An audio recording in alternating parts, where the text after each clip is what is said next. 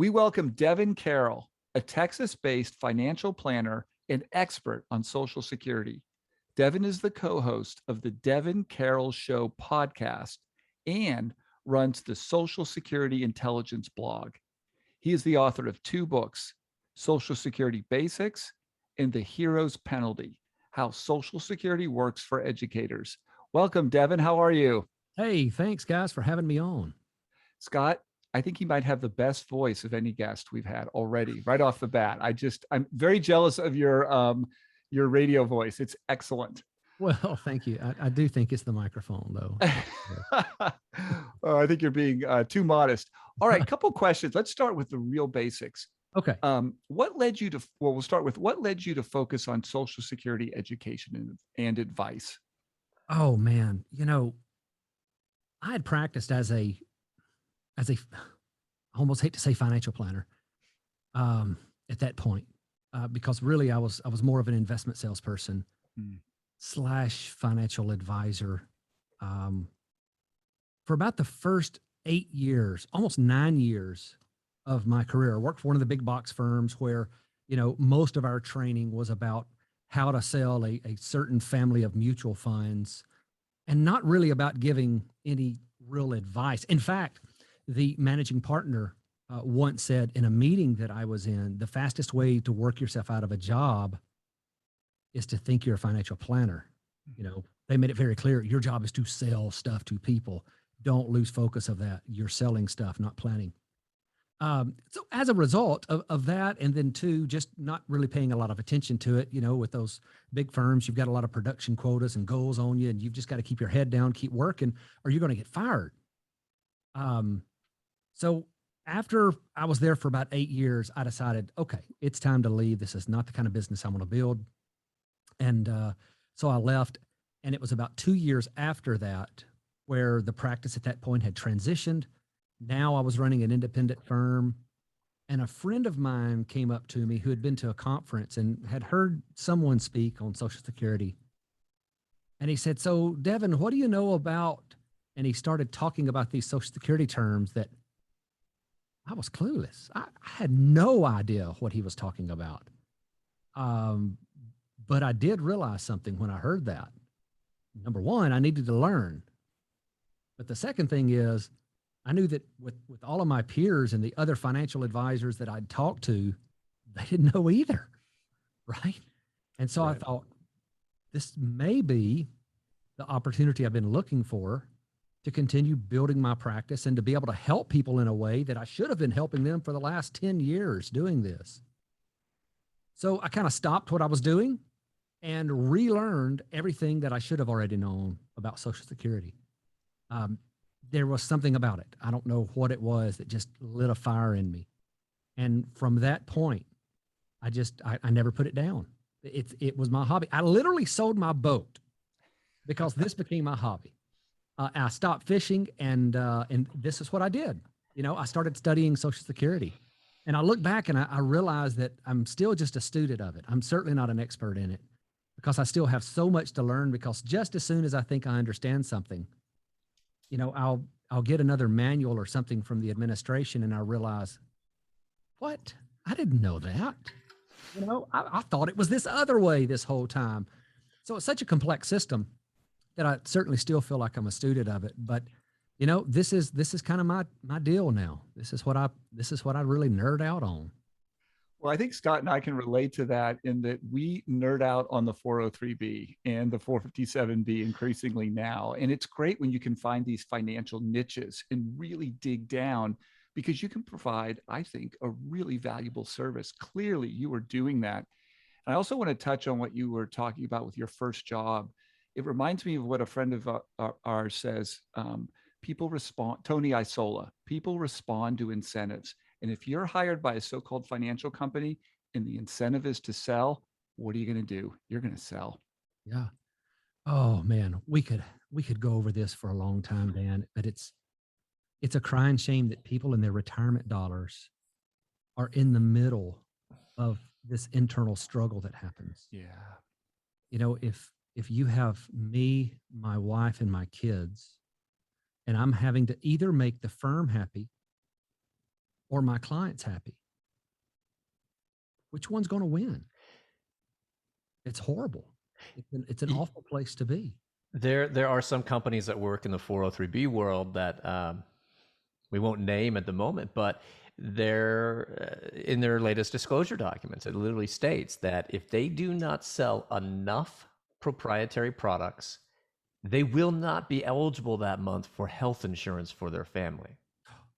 We're in the middle of a pandemic, but even if we're not in the middle of a pandemic, why should the percentage of your sales matter to whether or not you get health insurance for the month? Yeah. I mean, that's just, it's, incentives matter. Incentives drive everything. And I don't know. Like, I feel like that shouldn't be a thing. Yeah. So I use the example a lot with people. We've got a lot of these people around here, around your area. They're all over the place that, they may call themselves a financial advisor, but the truth is they sell annuities or they sell some of their product, and they really like to push that.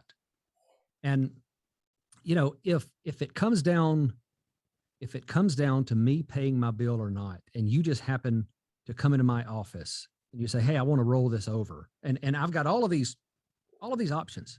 I've got this one that maybe it'll pay an upfront commission if that's the way you do things of 1%. And then over here, you've got this deal that pays 7 or 8%. It's what I've seen some of them.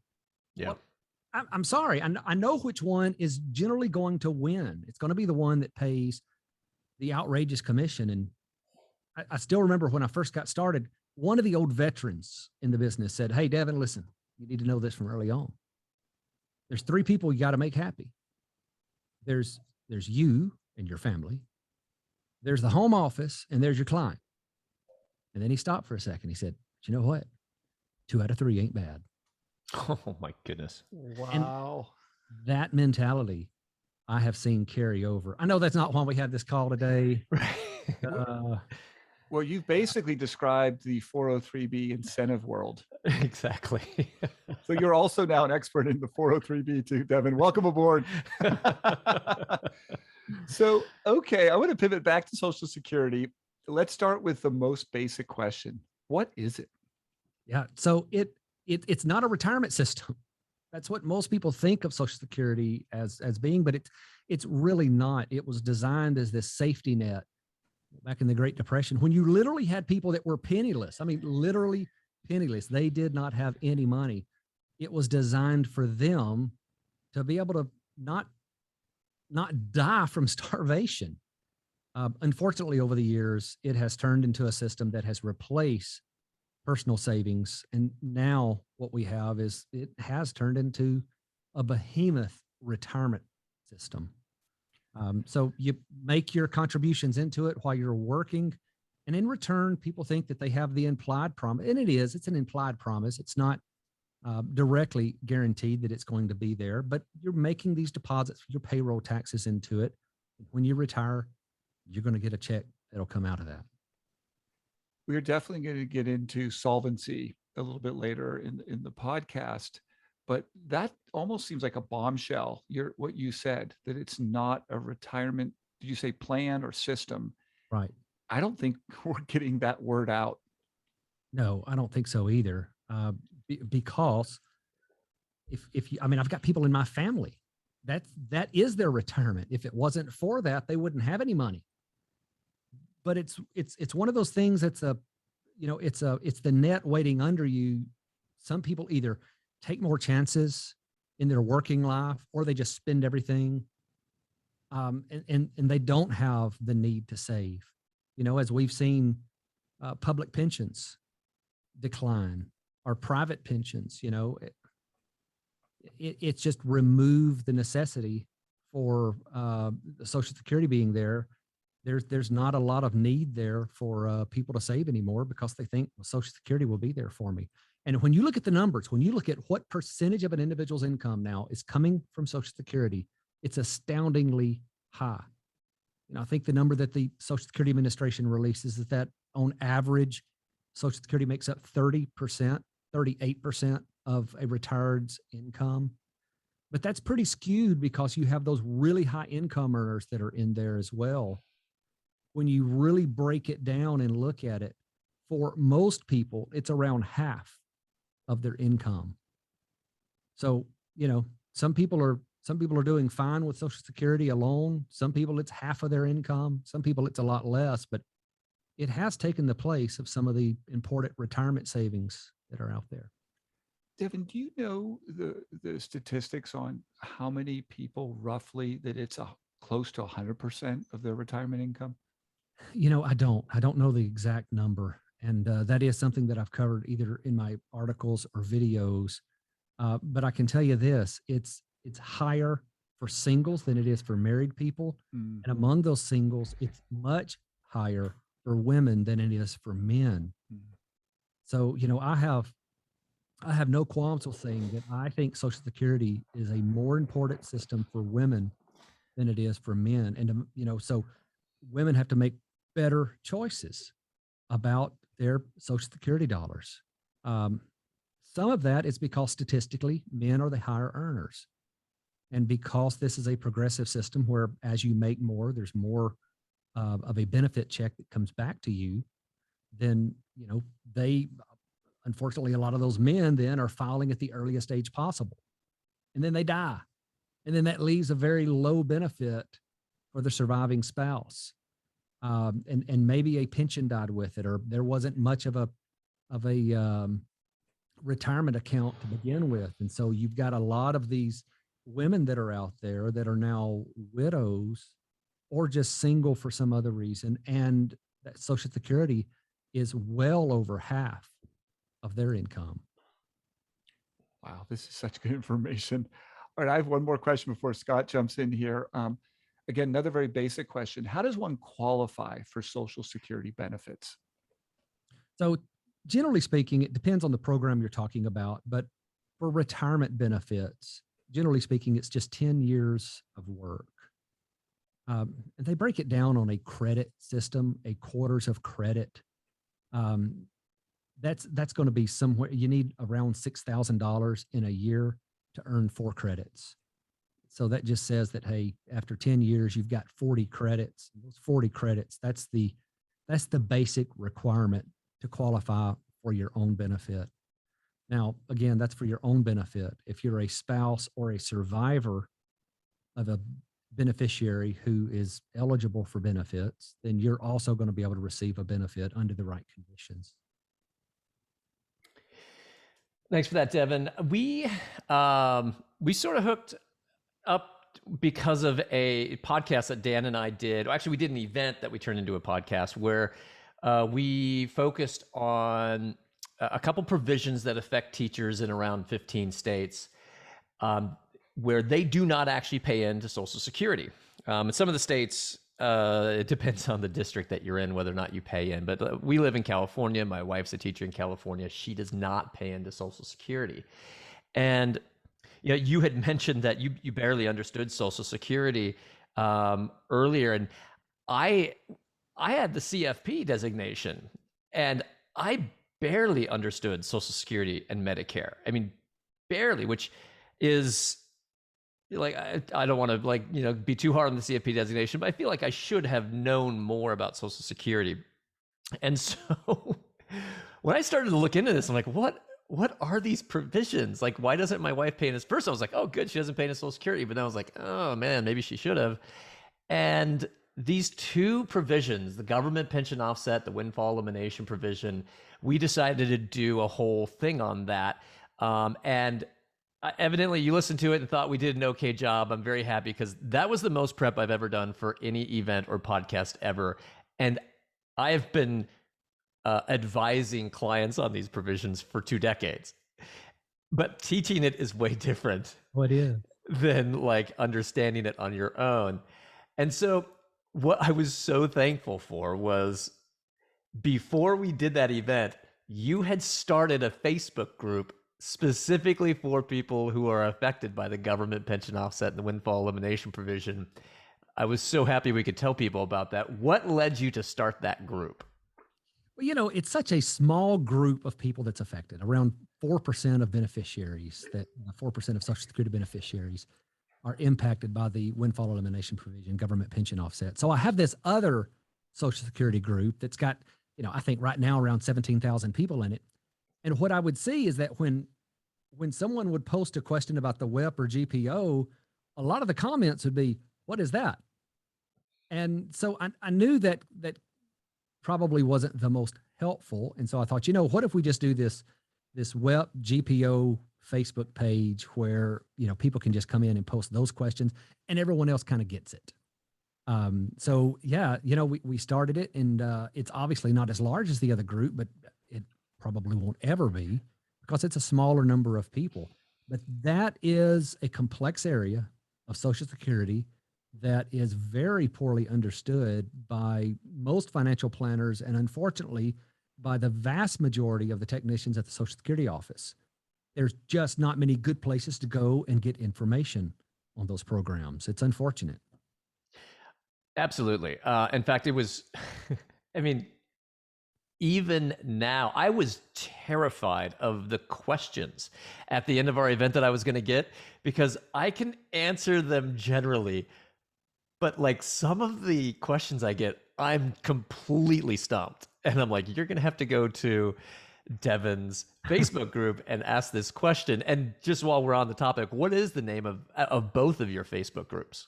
So the Social Security Intelligence is the large Facebook group. And then right off the top of my head, I'm drawing a blank on the name of the one for the WEP and GPO. Well, I'm sure there's not that many WEP, WEP, GPO Facebook groups on Facebook. So if you type in WEP, GPO, but we'll also find it and we'll put it in the show notes. Thank you for helping me out on the name of my own Facebook group. That's totally okay. We've actually changed the name of our Facebook group from what it was at first, so we have the same issue. Now, and we never make mistakes. We just want you to know that, Devin. We never forget things, right, Scott? It's never happened. Your name is Scott, right? Actually, Dan. So now you said it was kind of a small group, but I mean, it's like 13 states that are like fully on, no Social Security, and then a couple states that are a few districts. So it's kind of a lot of teachers, and then some other government workers as well. And also, I'll just mention the book that you wrote, The Hero's Penalty. Our listeners should get that book, read that book, sign up for this Facebook group, and you can ask those questions. Don't ask me. Ask Devin. So let's turn to our other teachers and their spouses, the ones who are covered by Social Security. Can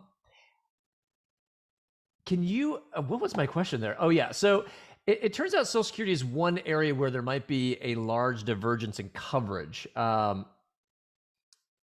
not actually sure what I meant by that question, but I think what I mean is, how did we end up with this split where 13 states and a couple other counties or districts or employers just don't contribute at all, and then everybody else does? How did we end up with that divergence? Yeah, it's strange, isn't it? And it makes it so complicated. Teachers in certain places too. So for example, I live in Texarkana, Texas. Texarkana, Texas is on the border. It's a state line town.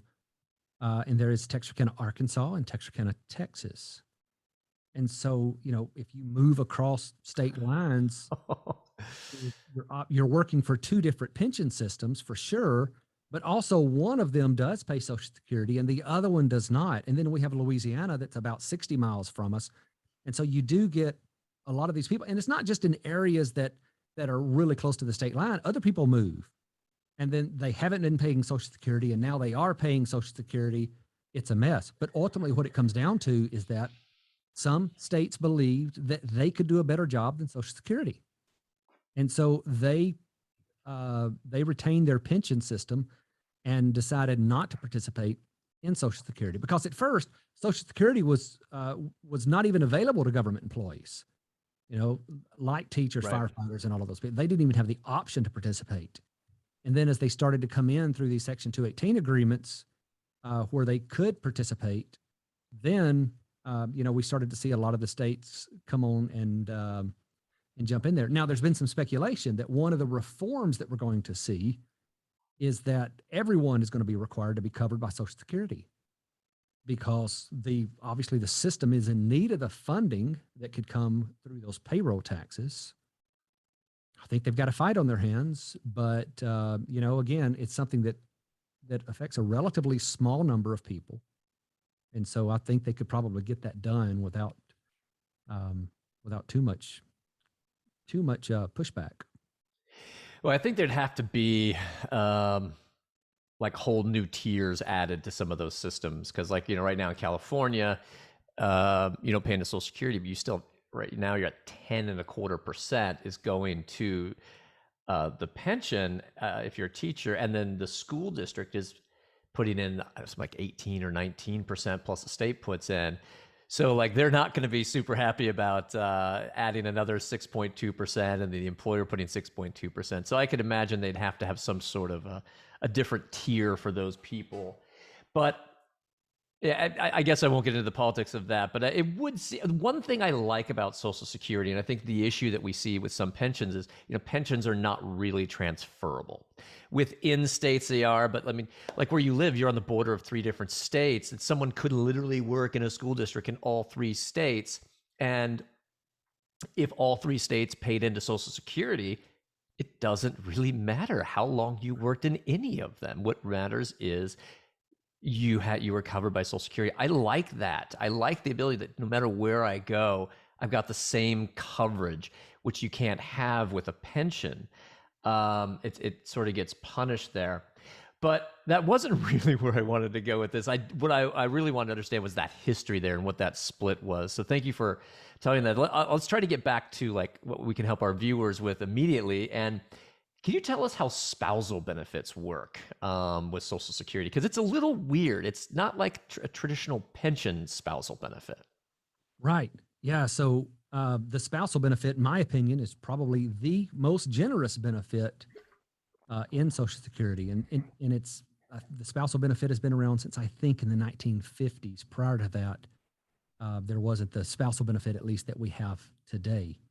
But the spousal benefit is where if you have a higher earning spouse and a lower earning spouse, then that lower earning spouse is entitled to a benefit of up to 1/2 of the higher earning spouse's benefit amount. So, for example, Scott, if your benefit is $2,000 and your wife, assuming she wasn't a teacher and affected by all those provisions, if she had a benefit of $500 on her own from some work that she had done, then she would be eligible to get an additional $500 for a total of $1,000, because that's up to 1/2 of yours. Now, that's at full retirement age. That would all get reduced if she filed early. So that's the big broad rule is a spousal benefit is going to be 1/2 of the higher earning spouse's full retirement age benefit. And what happens upon death? And let me preface this with, this is where I get a little bit frustrated with Social Security benefits, because there can be a big loss at death, and I don't think most people understand this. So you have your spousal benefit, which is while you're alive, right, and then you have your survivor benefit, which is upon the passing of one or the other spouse. Can you help explain that to us?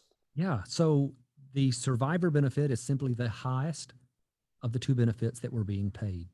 So, Scott, again, assume you have $2,000 benefit. Your wife has a $1,000 benefit. If you die, her $1,000 benefit is just going to drop off, and she's going to start to get your $2,000 benefit. So, at that point, she would see a fairly large reduction in terms of percentage in her household income. Yeah, that could be like a third drop, right, in income, and I think most people aren't prepared for that. Whereas, with a pension, well, sometimes it can be a drop of 50%, but I don't know. I feel like a lot of people don't understand that they're going to have potentially a significant drop in their survivor benefit when their spouse passes away. And there have been some proposals to change the way survivor benefits are paid. frankly, the couple that I've seen will just add more complexity to the system. And I still don't think people will understand exactly what's going to be paid. The 75% provision was one of them that I saw, where the remaining spouse, under certain conditions at least, will get 75% of the total household benefits that they were receiving. So, who knows if that'll come about or not. Are you saying that Social Security is complex, Devin? It can be. It is the most complex system. I mean, other than Medicare is super complex as well. It's kind of funny as financial planners. And I know why that guy, by the way, I know why you said you're going to work yourself out of a job if you're pretending to be a financial planner. It's because financial planning is hard. Yeah. It's time consuming. It's confusing because you actually have to know stuff about Social Security, about Medicare, about pensions, about taxes. I mean, imagine calling yourself a financial planner not understanding taxes. Like, that's half my job sometimes. And so I get why they wouldn't call themselves financial planners, but I think we've got to reduce this complexity, but at the same time, I feel like we need to kind of protect people from some of these bad outcomes with Social Security. And part of that is just education, which is why I love what you're doing there. Yeah. Well, thank you. It is a passion that I have to simplify Social Security, because I think when we simplify Social Security, we can help people get every dollar in benefits they deserve. And so you do have to have a fairly deep understanding of something to be able to simplify it. Frankly, I struggle with that sometimes, and not overdoing it on some of my videos that I make, and letting these things turn into these 30-minute, mini series that's going on about Social Security. Try to make it bite-sized, try to make it simple. And so far, it seems that most people like it. Well, I think Dan Otter here can empathize with what you just said, because our event presentation went through about 4 different iterations. The very first one, I was basically teaching people how to build a car part by part, because I thought they needed to know, the internals of why this, why that, and how do you calculate the AIME, and why do we have the I? And Dan was like, Scott, I can't. I was just kind of laughing, because I'm like, okay, how am I going to turn this into something that people will understand without having to explain how, the parts of the car? We kind of got there. I'm going to get back to getting educating our listeners here, instead of telling them the internals of our stuff. But so how does one apply for Social Security? Oh, the easiest way now, and I think the only way really, is online. Yeah. Unless you're filing for survivor benefits. And then that does have to be an in-person appointment. But yeah, online is really the model that they've shifted to. The COVID pandemic has accelerated that, but it's the way they were moving already. When you go into a lot of Social Security offices already, they had computer terminals sitting out there for you to sit at to make an attempt to conduct your business. And then if you had problems, that's when they would come in and help you. And now they've just said, hey, let's just make this happen from home. What is that website, Devin? Just ssa.gov. That'll get it started.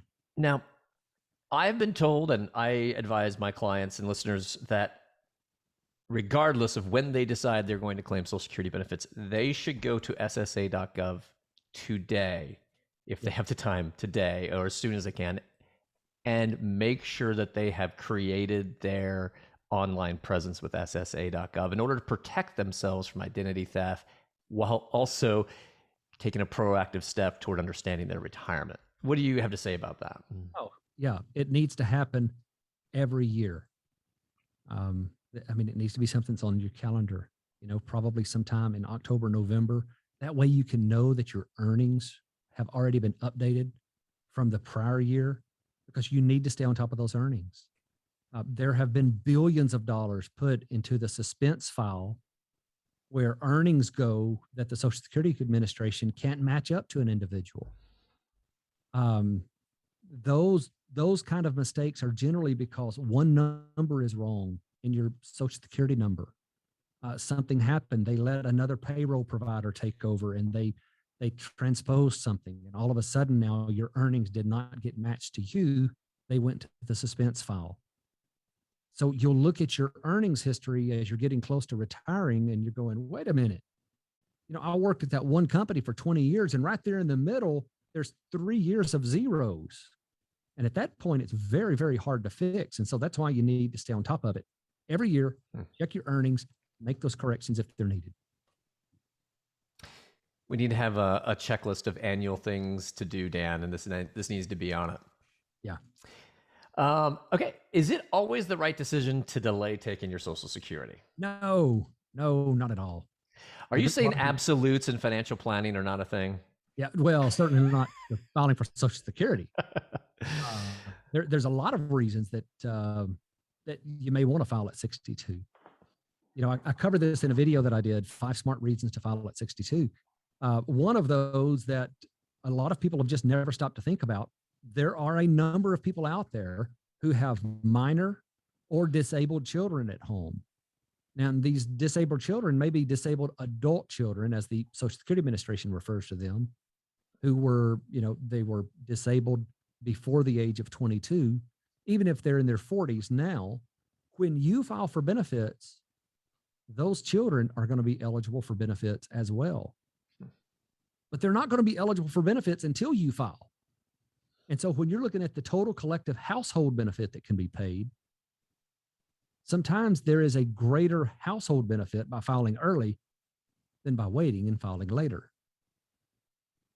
So that's one of the reasons. And there's a few other reasons that we could go through, but it's a highly situational decision that you really have to do it very cautiously and diligently when you're making a decision about when you're going to file. Devin, what's the number one question you get asked about Social Security? When should I file? Ooh. Yeah. And there's that's at the heart of a lot of the other questions that I'm asked too. It really comes back to that. So, it may be someone asking me about, well, Devin, my wife is ill. Do you think that ought to change our strategy? Well, they're ultimately asking me, when should I file? And so I actually have a webinar that I do on this. And we didn't talk about me pitching my webinar, and that's not why I came on here either. But you can find that on my website. And I'll leave it up to you guys whether or not you want to put the link in your show notes or not. But in this webinar, we talk about how to determine the best age to file for Social Security. And I go through the 10 factors that you need to think about before you make this decision. And there's a number of them too, that you probably haven't thought about. So, it's a decision that you need to at least make with some careful thought and attention. And what better way than a free webinar, right? No, we are definitely going to link to that. So if you file, can you reverse that? If you file early, do you have the ability to change that at some point? So before full retirement age, you can do a withdrawal of benefits for the first 12 months. And you can only do that one time. You can't do this more than once. So you have to file this form within the first 12 months of receiving benefits, and you have to pay back all of your benefits that you've received, including any benefits that as they call them, your auxiliaries have received. So anyone that's receiving benefits from you. So for example, if you had a wife and child at home and they had received benefits, you would need to also pay back the amounts that they had received. But effectively what that does is it just resets your benefit amount. So if you had filed at 62 and then at 63, you said, okay, I want to undo that. And then at 64, you refiled, then you would start getting paid a benefit amount as if you had filed at 64. So filing at 62 would never count against you. Wow, that's so interesting. Because I feel like I've talked to people who I don't say this, but when they start talking about their financial situation, I kind of feel like, wow, I think you might have filed too early, because it is such a reduction, isn't it? It is. It is. Yeah. We're talking about, if you want to get into the fine numbers here, there's a 36-month window immediately before full retirement age. And what a lot of people don't know is that your benefit is reduced on a monthly basis. We see our Social Security statements, and it shows here especially the new Social Security statement, which I really like, because it does show those reductions on an annual basis. But even the old green and white version of the statement would show what your benefit would be at full retirement age, and then they would show age 62. But nowhere does it ever show that those reductions occur on a monthly basis, but they do. And in that 36-month window immediately prior to full retirement age, they'll reduce your benefit by 0.5% per month. And then in that anything greater than that 36-month window, it's 0.512%. So that takes you all, if your full retirement age is 67, you file at 62, that takes your benefit all the way down to 70% of what you would receive at your full retirement age. Wow. And this just goes to speak to how important I think what you're doing is. I mean, your webinars, and of course, we're going to mention all of these things. And I just want to go back and I want to compliment Scott. I played very little role in that webinar we did. Scott's the one that did the heavy lifting. I guess I would be considered an editor in that case, because he is right. When I saw the first slide deck, I'm just like, oh my God, that's just, as a teacher, I know you got to go in small chunks. And anyway, but have been super impressed with you, Scott, on how you dug into that. And I think together we made it workable, but you did the heavy lifting, my friend. Well, it was fun. It was what I'm learning about is how to teach. You're a teacher, my wife's a teacher, my son's going to become a teacher, my daughter's probably going to be a teacher. Like, I'm still learning, like, how do you take something that it's different knowing something and teaching something. Teaching something is a completely different item. And one thing that we love about what you're doing, Devin, is you've got so many different avenues where people can learn. That they've got the book, they've got the Facebook group where they can answer questions. They have the YouTube channel, which just has, oh my gosh, so many videos on almost every imaginable question. And then now you've started this basically a call-in radio show where you answer questions live, which is really cool. So I mean, we hadn't planned on talking about that just yet, but I mean, when did you start doing this and why? I had a friend come up to me. He said, Devin, you really ought to think about doing radio. And I said, heck no, I'm not doing radio. There's no way for me to quantify who's listening. And that's what's always bugged me about radio. I've had people ask me before. And, if I'm going to go spend my time and I'm going to try to help people, I want to know that I'm spending it wisely and helping as many people as I can. So after the last person came to me and asked me about a radio show, and I said, no, I don't think so. They said, well, have you ever thought about doing it like Dave Ramsey does? Look what he's doing. He's doing a radio show, but it's going on YouTube. And the light bulb clicked for me. I thought, well, yeah, not only would I be able to help people and talk to people and kind of find out what people are thinking, which, if you're just doing my podcast or my YouTube channel and my blog, and I'm putting up that wall saying I'm too busy to talk to people, which it's difficult, when you have a large platform, because you have literally hundreds of emails that come in every day. Mm-hmm. But if you don't actually get to talk to anyone, it's easy to start assuming what people are thinking and what questions they may be asking. And so I thought, maybe it is time. Maybe it's time for me to think about doing a call-in format on YouTube, and it's been fantastic. I have absolutely enjoyed it. We record every Thursday at 12 Central, and we go for about an hour to an hour and a half in there, and we pack in as many phone calls as we can. I don't know how many people are trying to call. Our system cuts it off with 10 people in the queue. So I suspect there's more than that, but I do want to help as many people as we possibly can. But after an hour and 15 hour and a half of answering questions. I'm not going to be any good to anyone else by extending it. So, but it is a blast to do that. And then, my editor takes them, cuts them up, and we release them as individual questions because we're just trying to answer as many questions as we can. And I know those little videos are coming out now every day.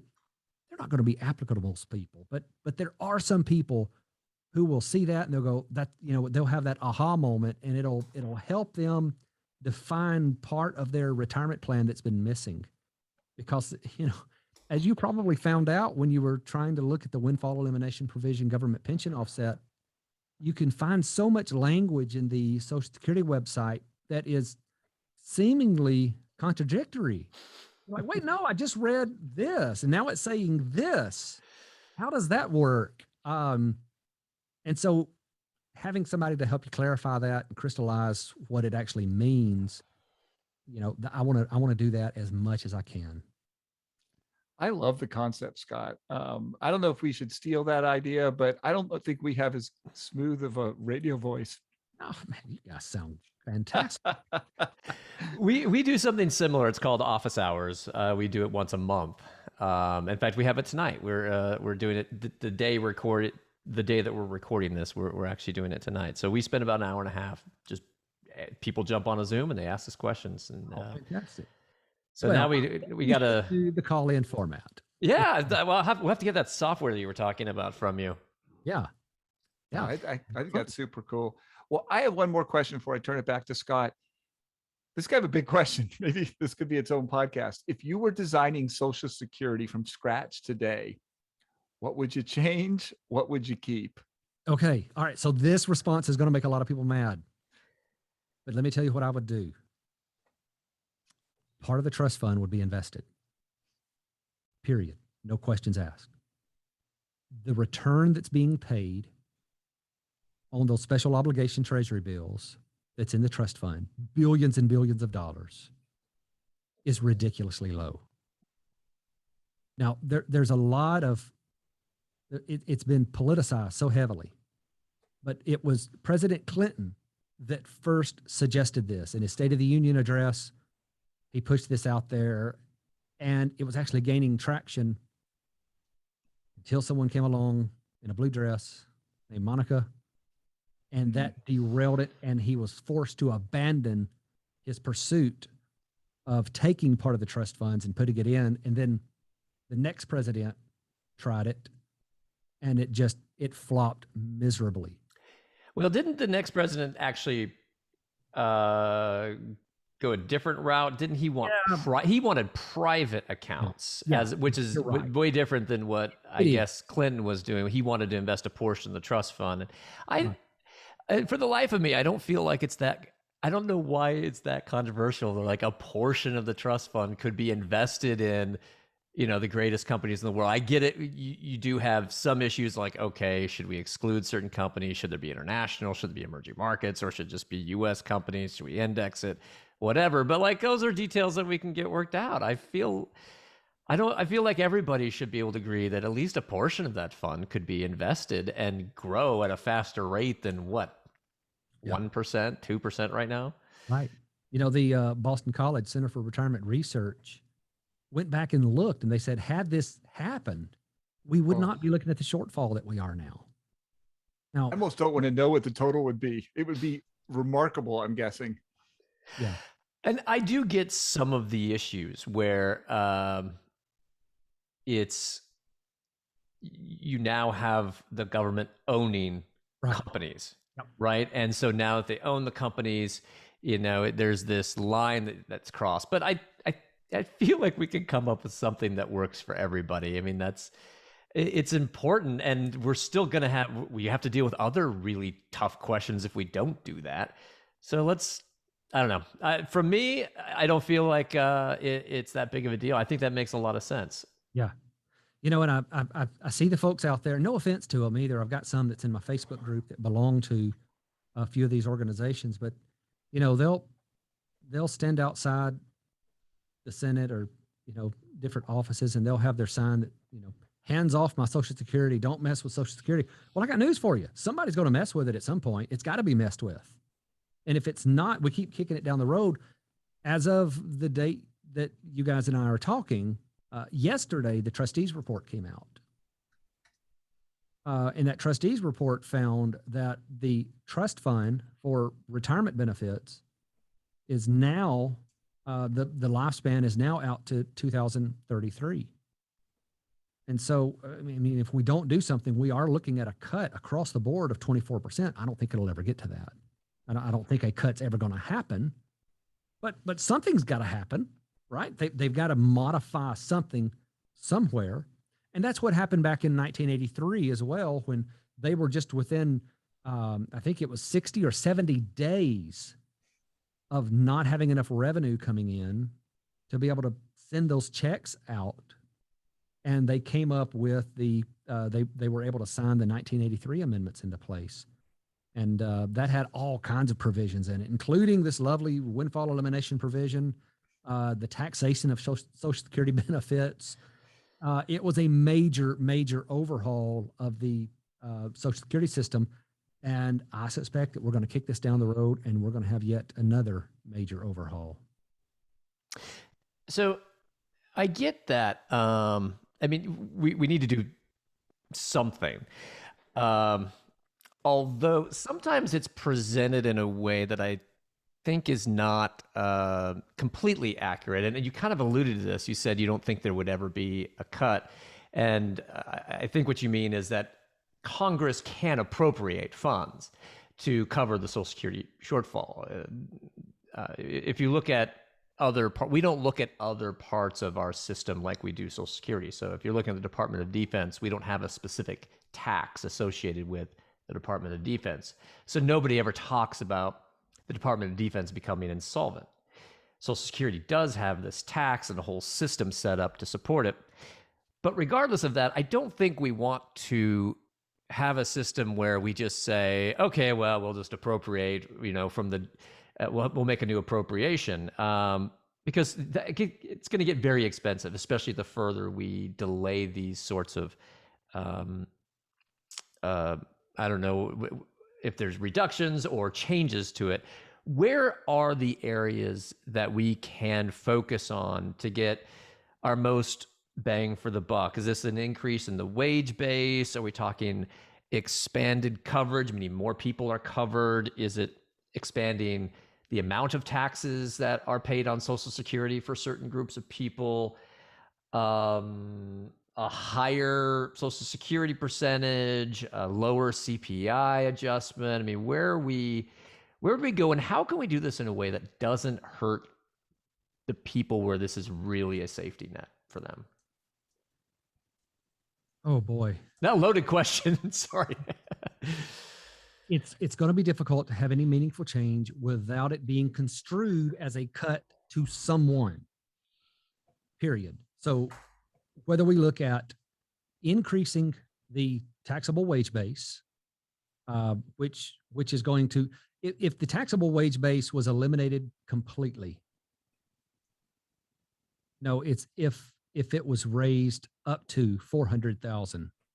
Trying to remember how that the numbers on that, because it's just coming off the top of my head, but maybe it was the donut hole approach. That's what it was. If the current taxable wage base is left in place, because it's increasing every year in response to average wages. Right. And then, anything above that wage base is not taxable for Social Security purposes. If then they came back in and they said, okay, everything above 400,000 is now taxable for Social Security, whereas right now it's not, that would extend the life of the system about 4 years. So it really wouldn't have that big of an impact. And that's according to the Congressional Budget Office. So that's probably going to be part of the solution because it appeals to a lot of people. The other part needs to be changing the retirement dates somehow. We have full retirement age, which has changed since the inception of the system, but it hasn't kept up with life expectancies. And so now we have full retirement age, which is effectively at 67 for most people now. And yet, so it's increased 2 years and yet you have life expectancies that's 8 to 9 years longer. And so people are taking benefits out of the system for a substantially longer period of time than they were when the system came out. So increasing the full retirement age could be one of those options. But if you do that, because of the way that those reductions are calculated, that's going to mean that those people who file at 62 are going to get a steeper reduction. And then if you get a steeper reduction, and if now instead of getting 70% of their benefit amount, they're getting 60%, well, is that enough to live on? And then does that put a strain on the other needs-based programs? So they've got themselves into a pickle here, no question. And solving it, I'm sure they're going to do something. If I had to guess, how this is going to be fixed, I would say that it's going to come back to some form, some version of further means testing of Social Security. It's already means tested. We've got it means tested through the dual layers of taxation, where it could be taxable, up to 50% of your benefits could be included as income, or up to 85%, despite the fact that when Social Security first came out, there were 2 Treasury rulings which specifically prohibited Social Security benefits from being included as taxable income. But they found their ways around them, and they eventually worked that into it. So, that's as pure of a means test as you can get, because the more you have coming in income, the less you get to keep in Social Security.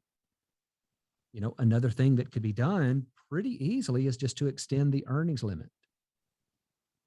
For years, the earnings limit, which is a certain amount that you can make up to full retirement age, was there. It wasn't up to full retirement age. It was forever. When it was first came out, you couldn't have $1 in earnings and get Social Security. And then they started changing it. They started modifying it. And it wasn't all that long ago, 25 years, I think, where they moved it back to full retirement age, where you could collect Social Security while you worked. So then if they just move that back up, then there would be a lot of people, who are still working, and they're not going to quit just so they can get Social Security.